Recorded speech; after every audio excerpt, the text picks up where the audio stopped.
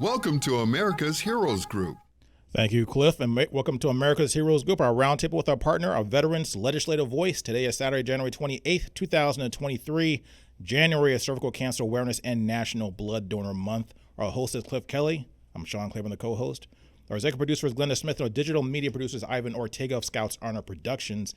And today we have a person on the line, which we have been seeing on our show many times before. She is Stephanie Kalota, none other than the U.S. Army Reserve Sergeant First Class and the founder and creator of the Veterans Legislative Voice. And we're going to talk about something that's been very, very, very recent in the news. It's been building up for a bit of a time now. That is the Social Security disability and possibility of a default on the debt ceiling and how that will directly affect VA disability and Social Security. How you doing, Stephanie? I'm good. Glad to be here to talk about that portion. Yeah, so this has been going on for some time. We've been going through this repeating record of, the debt ceiling getting hit or getting close to being hit. It's been going on over and over and over again for over many, many, many years, not many, many administrations and so on. Tell us what's going on. Okay, so the debt ceiling was created in 1917. It's basically to give us a good credit in that way we have some competitiveness, and it could raise our GDP and all the other nice things that pretty much will stimulate a great economic status for this country. And it has been increased a lot.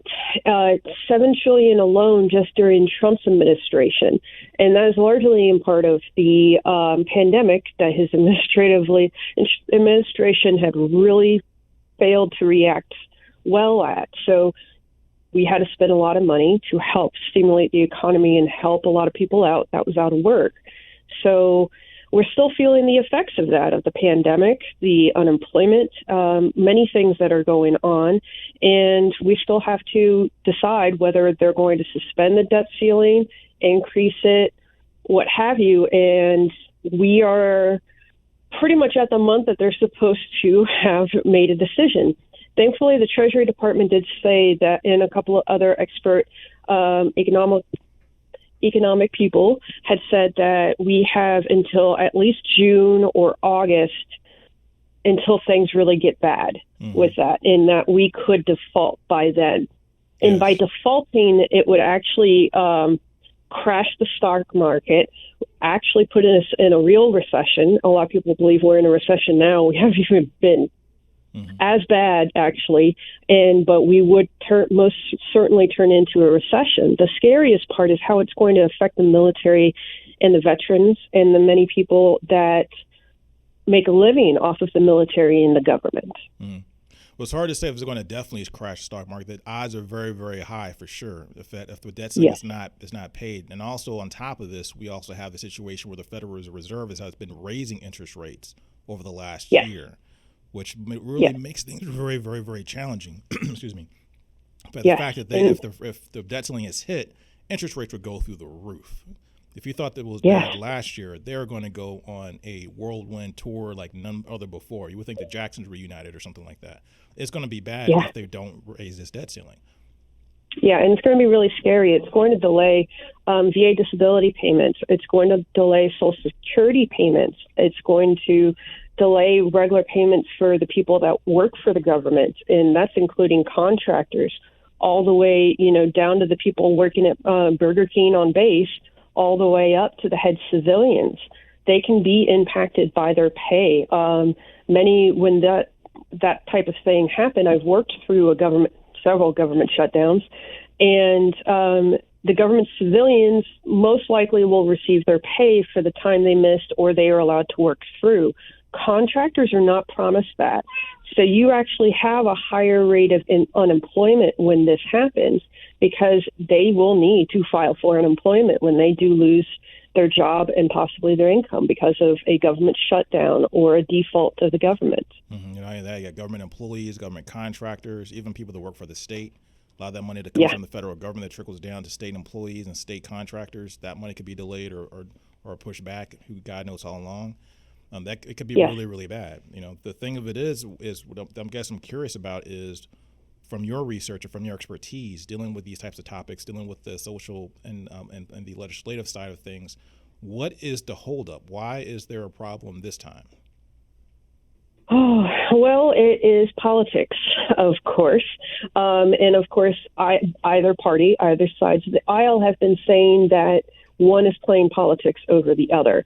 The problem that I see, I try to be as neutral as possible, is that the current people that are, at least one side is saying, okay, let's raise the debt ceiling. The other saying, we will only agree to it if these stipulations are made. And those things are basically trying to reverse decisions from the past of the other party. So there's a big fight here of how they're trying to get what they want and butting heads and causing a big drama. And all it's really doing is just raising a whole lot of heart rates for people in heart palpitations that should not be getting those issues. The scariest thing really for me for Social Security is there's 8 million veterans that receive Social Security benefits. That's accounting for 14.5% of all adult beneficiaries. That's disproportionately more veterans are on Social Security as well. So there's an assumption of those people are also not working. So those people need Social Security and what they get from the VA to basically survive, to pay for the bills, pay for the food on the table, support their dependents, and it's really scary.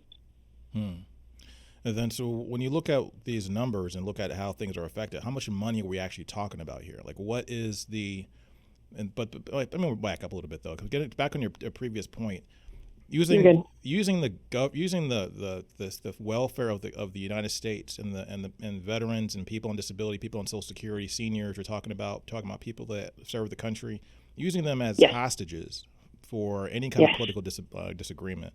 And I don't just blame Republicans. I blame Republicans and Democrats, because really, at the end of the day, I mean, you guys need to come to the table and come up with some kind of a solution. This has happened many times throughout history. This has happened going back many years, many times in history. We go through this repeat. That's like rinse, wash, and rinse and repeat. It's like it doesn't make any sense.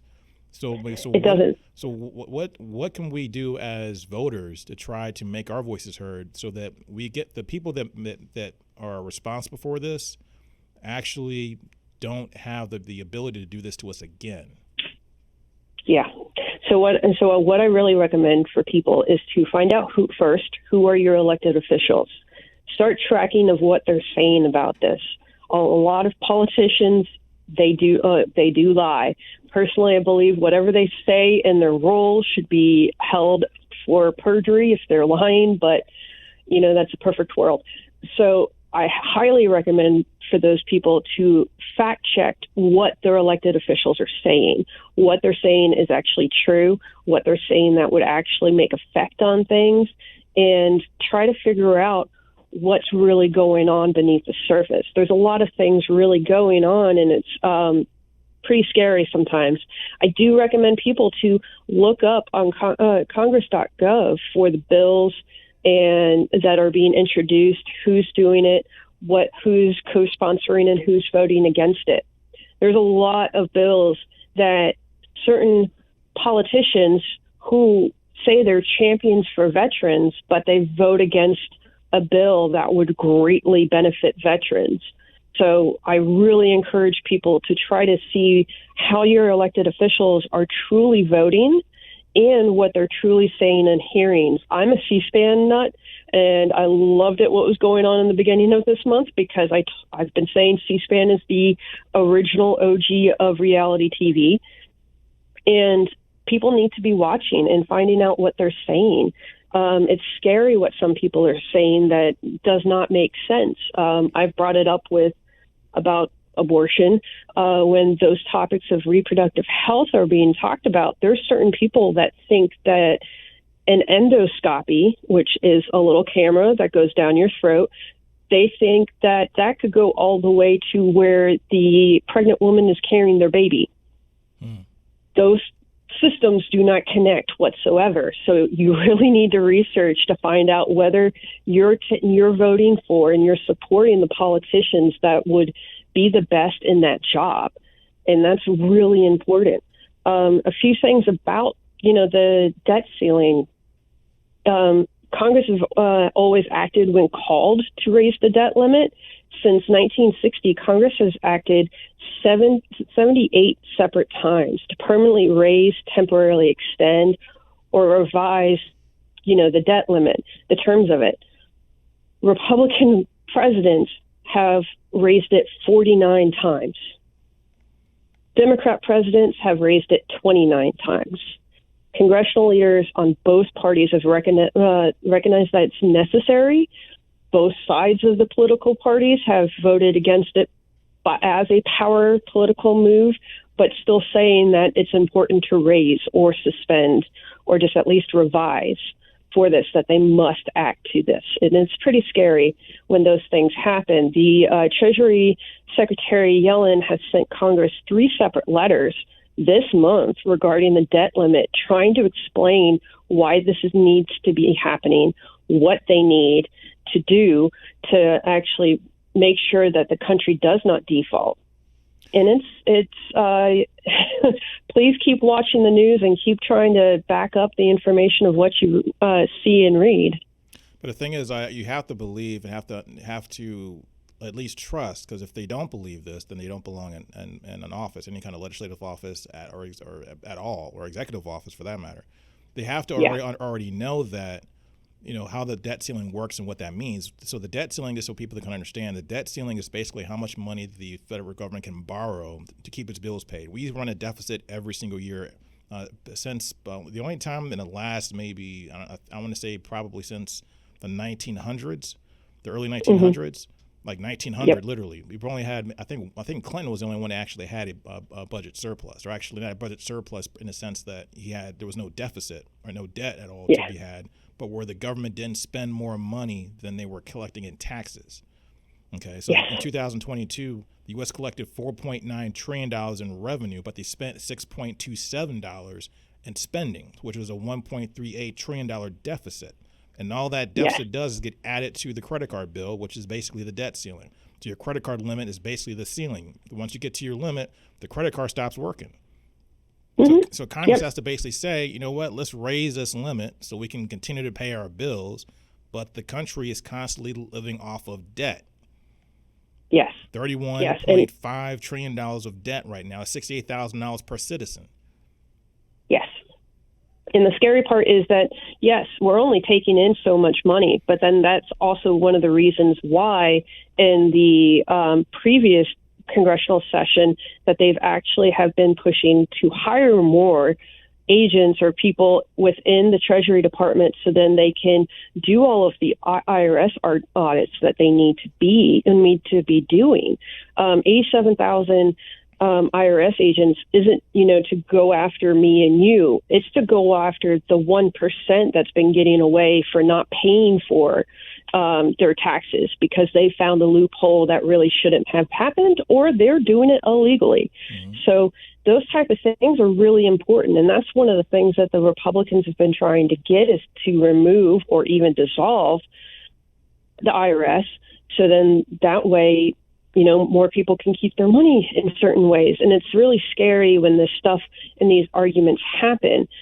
If the country defaults, this is going to impact 2.4 million military members.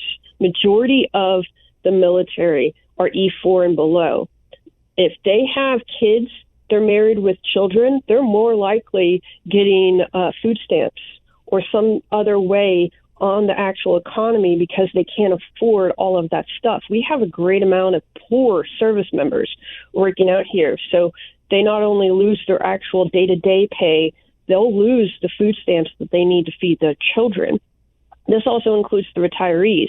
There's 400,000 survivors of fallen service members that will actually lose their survivor benefits, the dependency and indemnity compensation when a service member or a veteran dies. That stuff will be stopped. So it's really scary that it's not only affecting the military, it's everyone else that has any association to the military. Wow, this is crazy. And once again, people have to realize is that we definitely have a problem with government spending. I think the public view, for the most part, if I'm accurate in echoing the public view, People believe that Republicans are too quick to cut taxes, Democrats are too quick to spend money. But and somewhere in between, there's got to be some kind of compromise where you come together and say, hey, but there's time to do that. You don't have to use the debt ceiling as a brinkmanship move where you're saying, okay, we're going to push the red button. It's going to be nuclear war. If you don't change the way the changes bill or change that bill, they can raise the debt ceiling and then come back to the table and do the responsible thing and actually fix the problem. I mean, you can't run a business by saying, okay, well, I'm not going to pay my bills if these guys don't do this or do that, or if my employees don't act right, or if I'm not happy, I'm just not going to pay any of my bills. The business goes out of business. Yeah, and we need smart people to be making these compromises. It's been pointed out when they were having the whole issue with the vote for the speaker. Representative Lauren Boebert from Colorado said, "Hey, this is great. We haven't been spending any money because we're not working." I'm like, no, you are still spending money.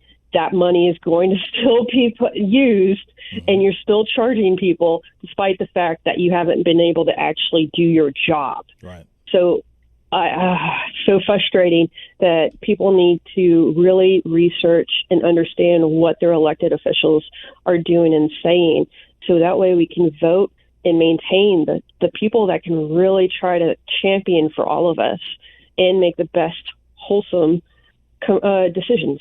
Mm-hmm. Now, there was talk, because I've been trying to read up and find out if there was any kind of Republican plan actually in place, because the main reason why the Republicans, from what I understand, or they're saying that we're spending way too much money, which they're right. We're spending way too much money. Yes. What do we do about it? So is there anything that you've heard them propose that's concrete? Because I've heard these vague things like, well, they're going to cut Social Security and want to cut Medicare. But what, how, and what, and then that really is not enough. And then on top of that, it's probably not where you want to cut first. Nope. There's been a lot of different things. There's never been an ironclad overall thing that has been put out there. They're not, sending out PowerPoint presentations of how they can do it better than the Democrats. That's one of the things that is kind of frustrating. Some people have said, Representative Wallet's said that they're not going to do it on the back, and he's all for a balanced budget, but we're not going to do it on the backs of the troops and the military. And he said, if we really want to talk about debt and spending, it's the entitlement programs. That's the Social Security. They have said that they haven't yet planned to alter the benefits for the current recipients of those entitlement programs, but possibly for the future. So that would be increasing the retirement age, probably decreasing the amount of money that they will get day to day. Increasing probably the amount of work credits that makes you eligible for the Social Security disability payments that you get when you become too disabled to work before you can retire. So the increase of that work credits, I think right now it's almost 15 years. It's a lot of time that you have to put in to get to that point. So it's pretty scary for a lot of people that may fall into that loop and have to deal with poverty and other systems that's going to have to support them. Yeah, we definitely need smarter spending in our economy, like doing things that actually invest and bring back dividends from what you put money into. And we spend, so 2023, the proposed budget for defense was like $858 billion, somewhere in that ballpark. That's actually higher. We're not in war right now. That's higher than what has ever been, even during the wars of Afghanistan and Iraq. So why are we spending that much money still on defense when troops have come home, people have left the military, the numbers are dwindling down. We are sending aid to Ukraine, that is true. But we only spent $303 billion in the budget for this year for VA benefits. Yeah. And that includes the $5 billion that they're talking about putting in for the PACT Act, the promise to address comprehensive toxics. That's included in that. There's also $40 billion from the PACT Act that would go towards veterans facilities, the outpatient clinics, resident clinics, all of the things that Senator Pat Toomey and a few other people like Senator Ted Cruz had said was, quote unquote, pork barrel spending. That's not going to go to veterans. No, read that bill, read the act. It's going to veterans clinics VA clinics for them to actually create and have to support our veterans in populations that we don't currently have clinics to help them. Wow.